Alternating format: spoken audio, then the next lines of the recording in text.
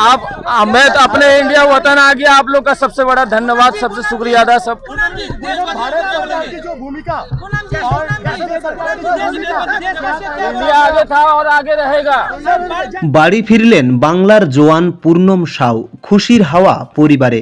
শুক্রবার ডাউন পূর্বা এক্সপ্রেসে এসে পৌঁছান হাওড়া স্টেশনের 17 নম্বর প্ল্যাটফর্মে। সেখানে উপস্থিত ছিলেন বহু মানুষ তাকে সম্মান ও অভিনন্দন জানাতে।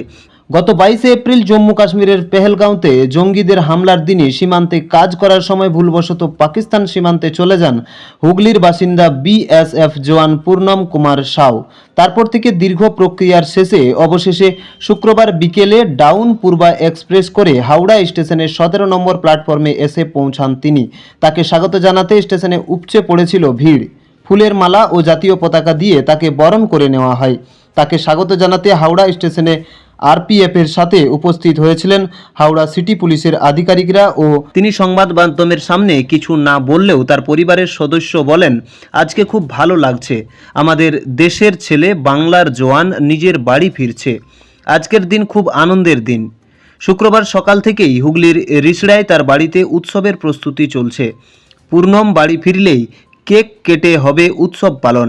রাতের মেনুতে তার প্রিয় লুচি, তরকারি, দই, মিষ্টি। রবিবার হবে মাংস।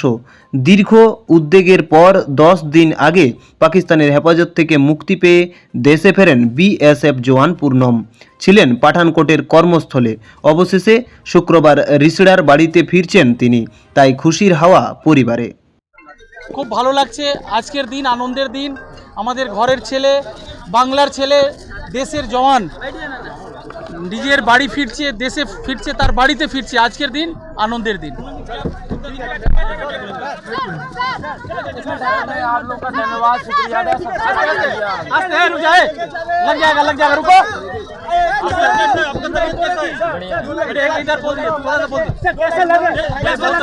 आप मैं तो अपने इंडिया वतन आ गया। आप लोग का सबसे बड़ा धन्यवाद, सबसे शुक्रिया अदा। सब भारत सरकार की जो भूमिका और इंडिया आगे था और आगे रहेगा। भारत क्या कहना, बहुत खुश हूँ मैं अपने माँ पापा के पास पहुँच आया। भारत सरकार की जो भूमिका है